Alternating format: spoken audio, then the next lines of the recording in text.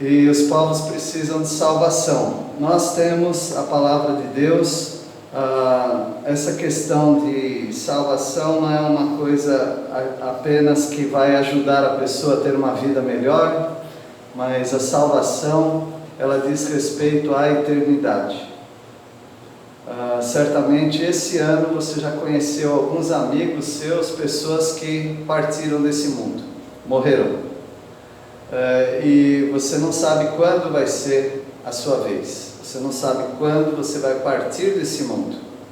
A morte não respeita a idade, não respeita a categoria social. A morte chega para as pessoas. Nós não temos controle disso. E quando você fechar os olhos para esse mundo, você tem esperança da vida eterna? Essa é a pergunta que sempre temos que fazer para as pessoas.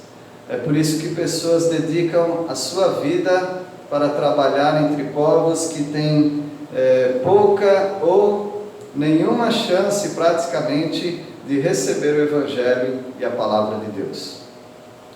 Pedro, ao falar em sua carta, no capítulo 3, 1 Pedro capítulo 3, ele nos apresenta vários assuntos estes que temos estudado aqui durante algumas oportunidades. No capítulo 3, ele fala sobre o casamento, as escrituras e o casamento.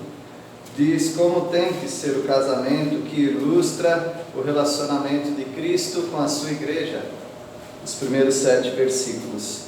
Depois ele fala do relacionamento interpessoal, dos versículos 8 até os versículos 16 ou 17.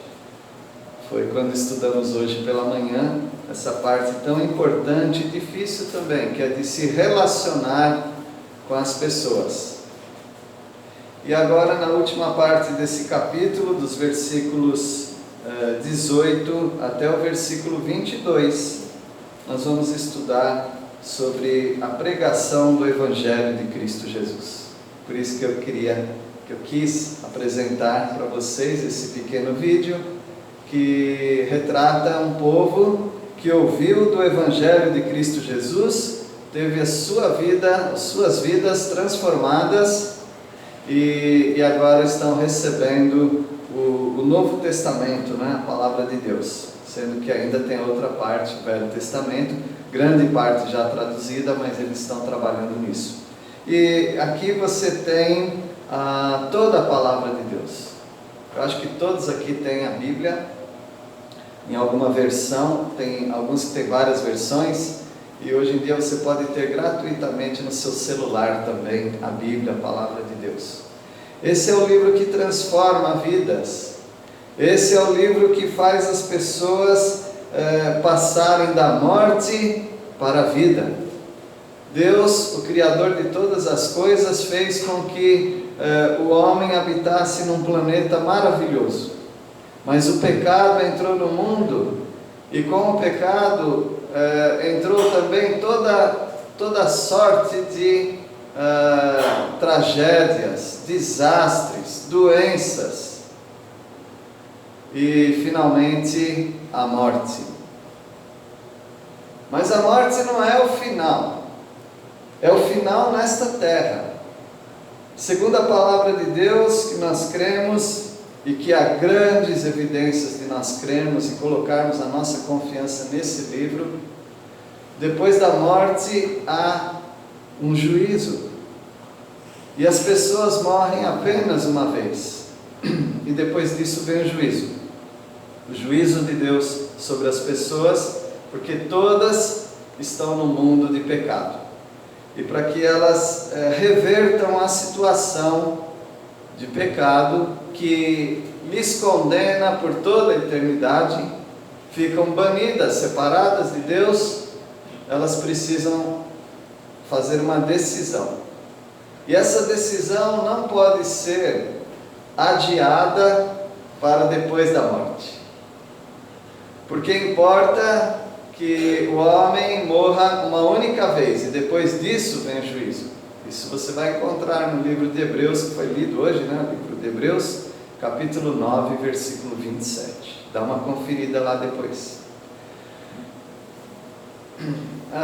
algumas pessoas pensam que ao partir desse mundo teria uma oportunidade, caso não irem para junto de Deus, caso elas ficarem longe da presença de Deus, teria alguma oportunidade caso alguém aqui na terra se preocupasse tanto com ela que fizesse algumas preces, fizesse algumas obras para acreditar na conta espiritual dessa pessoa, para que ela saísse de algum tipo de limbo, algum tipo de condenação para o lugar de salvação junto à presença de Deus.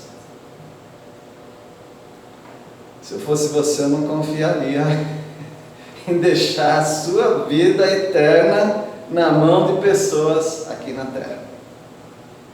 Seria muito bom que você resolvesse isso hoje, porque a palavra de Deus, ela não dá nenhum subsídio, ela não dá nenhuma dica de que isso seja possível, de que alguém partindo desse mundo teria a benesse ou a bondade de alguém aqui fazendo por ela lá na eternidade e fazendo com que ela ganhasse salvação. A Bíblia não diz nada disso.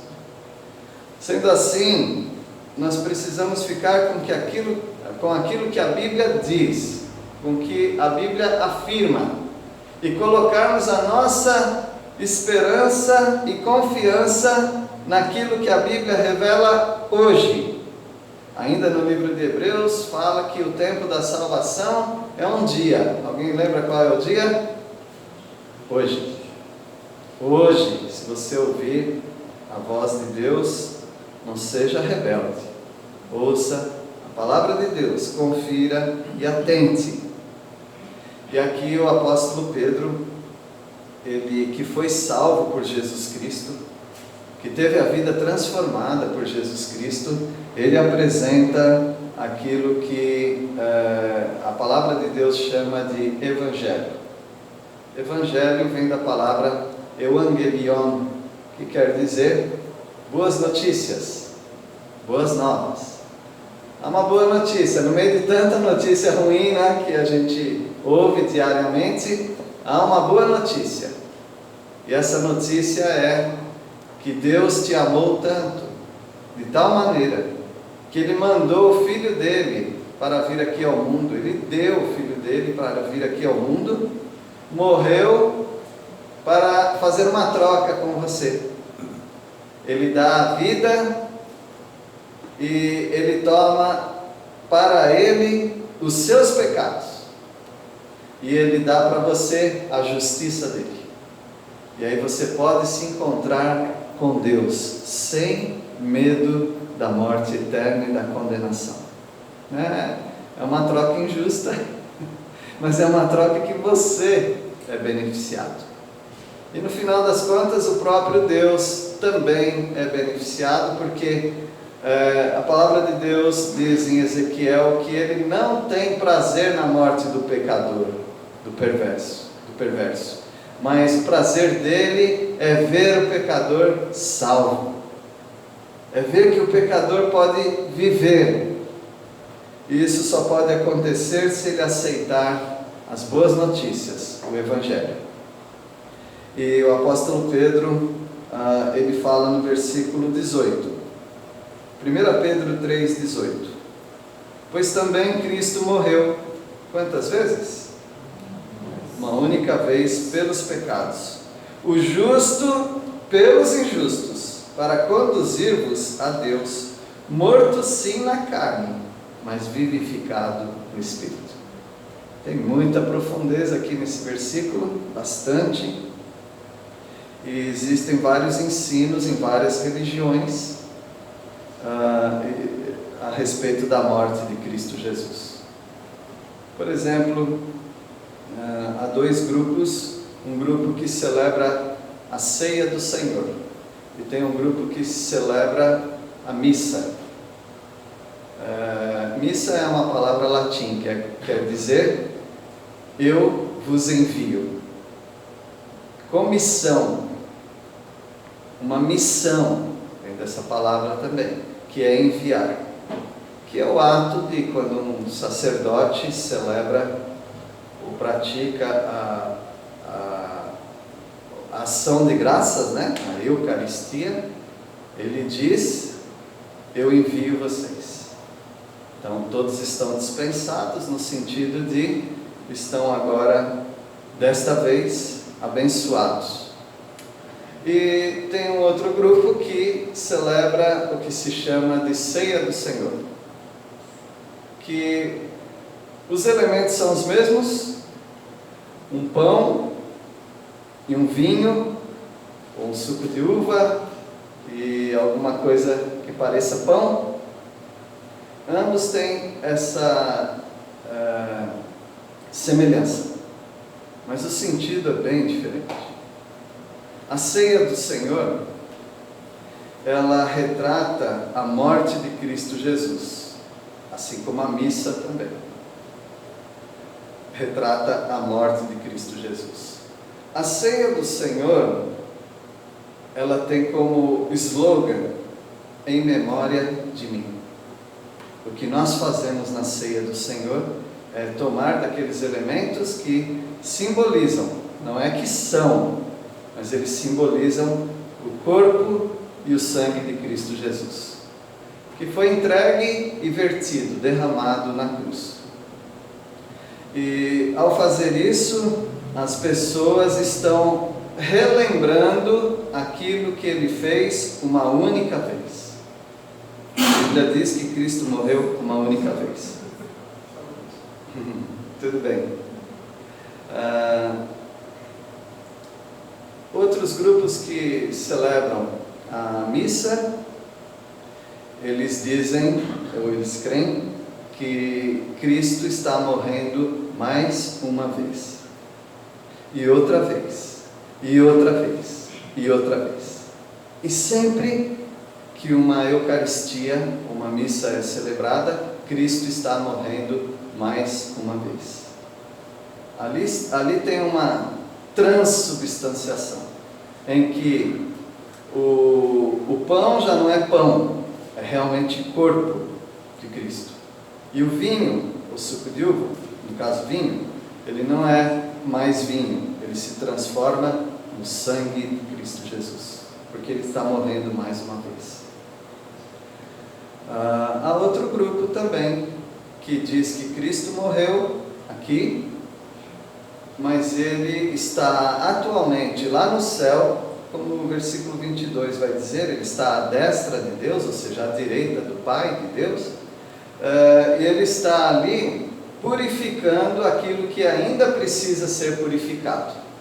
Então, nesses três grupos há alguma diferença. Em dois grupos, a obra ainda não está completa. Cristo ainda está purificando o santuário lá no céu.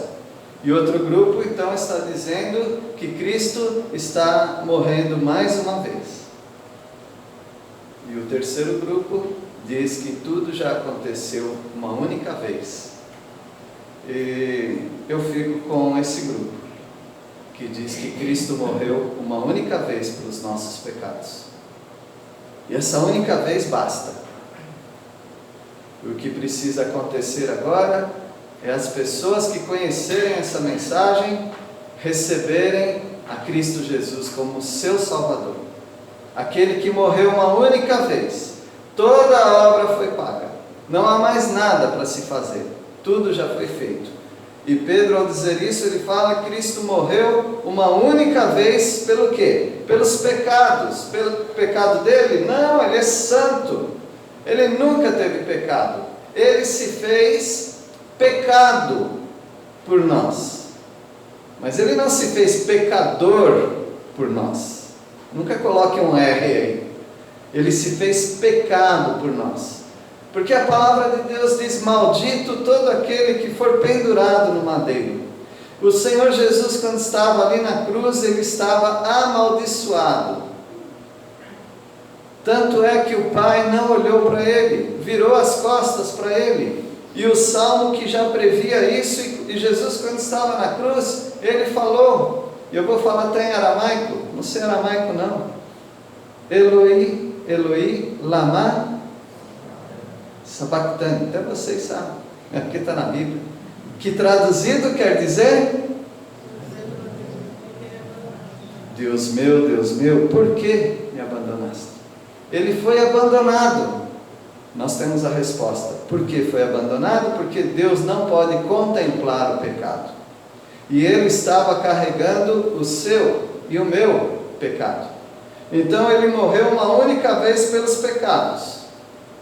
O justo, Jesus, morreu pelo injusto Pércio. Aí você coloca o seu nome aí. Porque o Senhor Jesus, que é justo, morreu pelos injustos. Por que Ele fez isso? Ele fez isso para conduzir o pecador até Deus. E Ele falou que se alguém quer ver o Pai, tem que passar por Ele. Se alguém quer ver o Pai, tem que passar por Jesus e só por Jesus. Nenhum nome há dado no céu, na terra, debaixo da terra, em lugar nenhum, que possa salvar o pecador e tirar o pecador do estado de condenação para a salvação. É só Jesus quem pode fazer isso. Não há nenhum mediador entre Deus e os homens. É só Jesus Cristo. E Jesus Cristo, ao fazer isso, ao morrer, Ele está convidando a todo pecador para vir até Ele. Ninguém pode chegar até Deus se não for por Jesus. Lá em João 14, versículo 6, que é um versículo bem conhecido, não é? Ele diz assim: respondeu-lhe Jesus, quando Ele estava ainda aqui na terra: eu sou o caminho, eu sou a verdade, e eu sou a vida. Ninguém vem ao Pai senão por mim. Curioso, né? Ele não falou assim: ninguém vai ao Pai senão por mim. Mas Ele falou: ninguém vem ao Pai senão por mim. Porque não existe esse negócio de ir até o Pai, Jesus mandando as pessoas até Deus. Tem que passar por Ele, tem que passar por Jesus. Há muitas pessoas que estão pagando pedágio para vários outros que não é Jesus Cristo. Na mitologia grega, por exemplo, diz que quando uma pessoa morria, eles colocavam num barco e eles colocavam 2 moedas nos olhos. Porque quando aquele barco fosse, isso é eternidade, né? Alguém ia cobrar pedágio. Aí ele já tinha as 2 moedas para oferecer. Para ele poder ir ao Hades, o lugar dos mortos, e não ficar num lugar ruim, ele tinha que pagar esse pedágio. Há muitas pessoas pagando pedágio para homens, para mulheres, para divindades. Mas o Senhor Jesus disse: ninguém vem ao Pai senão por mim. É só através de Jesus. Por isso Ele quer conduzir você, a mim. Ele quer nos conduzir ao Pai. Ele foi morto? Sim, Ele foi morto. Ele foi morto na carne. Não foi uma encenação, Ele realmente morreu. É por isso que Ele se encarnou, porque Deus não morre. Deus Espírito não morre. Ele teve que se transformar em ser humano, mas Ele não deixou de ser Deus. É totalmente Deus, totalmente homem. Ele morreu na carne, mas Ele foi vivificado no Espírito. Ele não ficou morto, mas Ele ressuscitou. Mulheres que buscaram Jesus para satisfazerem ao costume de embalsamar Jesus, ou colocar especiarias, perfumes no corpo de Jesus, porque não deu tempo, tudo foi muito rápido. Quando elas chegaram lá, elas não encontraram o corpo de Jesus. Mas o anjo falou: Ele não está aqui, Ele ressuscitou. O Senhor Jesus não ficou morto, Muitas pessoas estão acreditando, colocando a sua existência eterna em pessoas que morreram e não ressuscitaram. Mas o Senhor Jesus Cristo é aquele que morreu e ressuscitou. Desde quando Jesus prega o Evangelho? Uma boa pergunta, né? Talvez você pense, Jesus prega o Evangelho desde que ele fez 33 anos, ou 30 anos.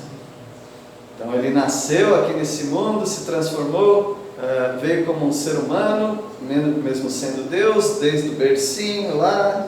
Daí ele cresceu, se tornou um adolescente, se tornou um jovem, e aí atingiu a maioridade judaica para poder falar e pregar, ensinar, que é 30 anos.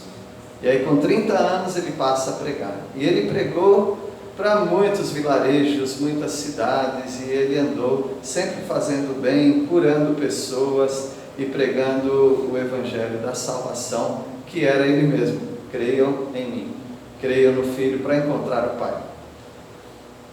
Mas é um engano você pensar que ele começou o ministério dele ali. O Senhor Jesus, ele já prega desde quando o homem caiu no pecado.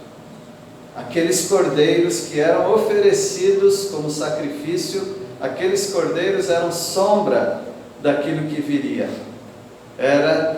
Representavam a morte de Cristo Jesus na cruz. Mas especialmente ele pregou para uma família, ele pregou para o mundo todo, na verdade. A maldade cresceu tanto que Deus decidiu destruir o mundo. E ele ia destruir o mundo com uma grande enchente, um dilúvio universal para todos os lugares. Ele ia submergir o mundo. Mas ele mandou o justo Noé construir uma arca. E é claro que enquanto Noé estava construindo aquela gigantesca arca, um barco fechado, ele estava pregando. E a palavra de Deus nos revela que era Noé que estava pregando, mas na verdade era Cristo quem estava pregando. Cristo estava usando Noé para pregar para as pessoas. E ele pregou. Noé pregou insistentemente para as pessoas. E as pessoas, mesmo não crendo, elas passavam a pregação de Noé para os outros. E a pregação era: Deus vai destruir o mundo, e se quiser salvação tem que entrar na arca que Noé, o doido, está fazendo. Eu imagino que era assim que eles pregavam. Mas Noé pregou, não importa se estavam zombando, rindo dele, ele pregou.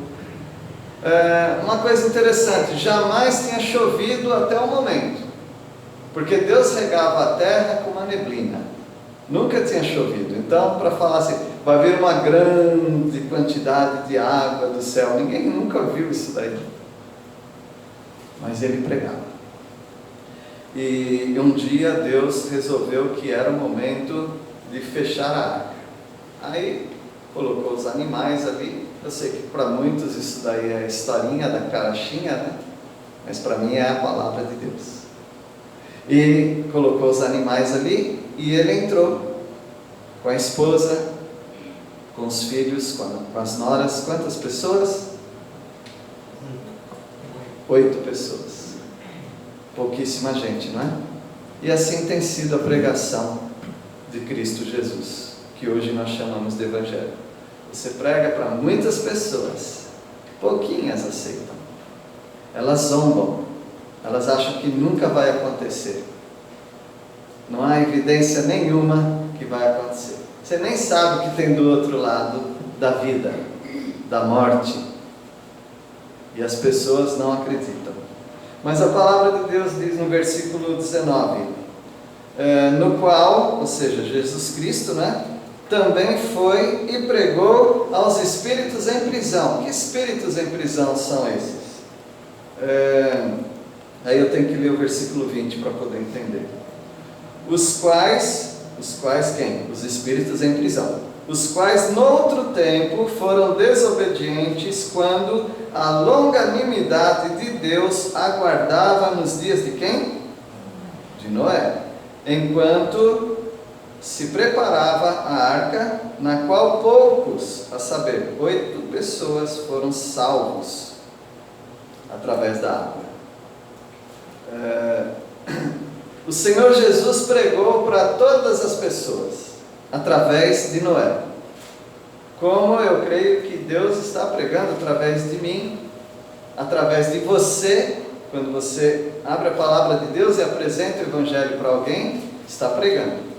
Quando essas pessoas morrem, as pessoas às quais você prega, as quais Noé pregou, Cristo Jesus pregou, quando essas pessoas morrem, elas vão para algum lugar.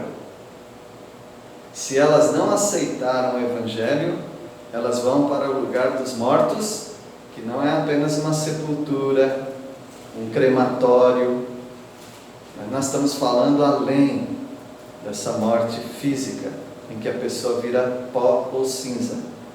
Nós estamos dizendo que há uma parte invisível, imaterial e eterna, ou infinita, dentro de cada ser humano, chamada Espírito. E esse Espírito volta para Deus. E Deus tem lugar para colocar as pessoas, os espíritos, que depois ganharão corpos de volta. Esse lugar pode ser chamado de céu, que é a presença de Deus, mas pode ser chamado, outro lugar pode ser chamado de inferno. E posteriormente o inferno vai ser lançado em outro lugar chamado Lago de Fogo. As pessoas na época de Noé, que ouviram a pregação e ficaram fora da arca, hoje onde elas estão? Onde elas estão?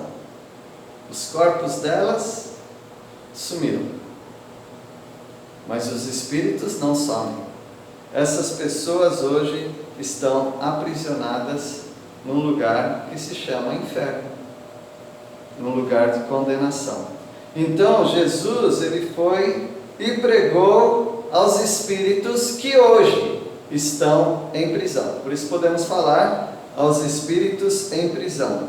Esses espíritos, no outro tempo, agora ele volta, ele joga a gente para frente e para trás. Ele volta para dizer que naquela época de Noé, eles foram desobedientes. Eles não ouviram a mensagem. E qual era a mensagem? A mensagem consistia na longanimidade de Deus.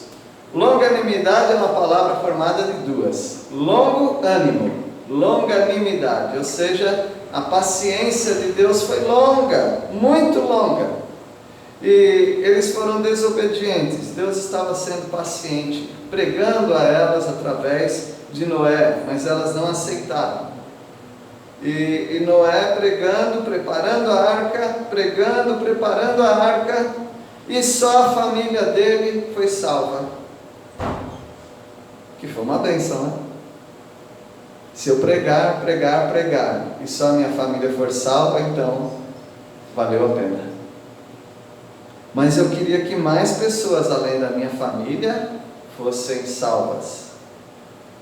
E eles foram salvos como que através das águas, ou seja, de cima, embaixo, levando, trazendo, afogando, submergindo, mas a arca estava firme e forte. A arca não tombou, não teve vazamento. Tem que ser provisão de Deus. Um caixotão daquele de madeira não poderia resistir a uma tempestade daquela, mas é porque Deus protegeu, e eles foram salvos através da água. Assim você também, que creu em Cristo Jesus, é como se você tivesse entrado dentro da arca, e as tempestades do mundo vêm e vão, matam pessoas, mas você está seguro em Cristo Jesus. A arca não tinha várias portas, só tinha uma porta. Tinha que entrar por aquela porta, apenas. E E hoje não há muitas portas para a salvação, só há uma, só em Jesus Cristo. É a única porta. Aquela porta, ela não foi fechada por Noé, ela foi fechada por Deus. Então as pessoas tinham o timing certo, o tempo certo para entrar na arca. Passou aquele tempo, não tem mais jeito. Assim também acontece hoje e em todas as épocas. As pessoas precisam entrar pela porta da salvação, que é Jesus Cristo, hoje, porque senão elas não vão ter mais oportunidade para isso. E o versículo 21 diz: a qual que? A água do dilúvio, a qual, figurando o batismo, agora também vos salva, não sendo a remoção da imundícia da carne, mas a indagação de uma boa consciência para com Deus, por meio da ressurreição de Jesus Cristo. Assim como eles foram salvos através da água, Pedro ele está falando, figurando, melhor dizendo, que hoje as pessoas são salvas também por um tipo de água, é o batismo. Agora, por favor, você tem que entender que Pedro não está dizendo que o batismo salva, ele já disse o que salva. O que salva é crer em Cristo Jesus. Agora, se você ler o final dos evangelhos, você vai encontrar uma ordem de Cristo Jesus, que todo aquele que crer e for batizado, ou seja, é algo quase como se fosse automático. Se alguém creu em Jesus, ele passa pelo batismo, que é uma cerimônia simbólica da sua salvação. O que simboliza o batismo? Assim como Noé e a família passaram pelas águas e foram salvos, a arca pousou no monte Ararat, e eles saíram, e eles louvaram a Deus, e Deus colocou ali pela primeira vez o arco da aliança, que é chamado hoje de arco-íris. Eles foram salvos.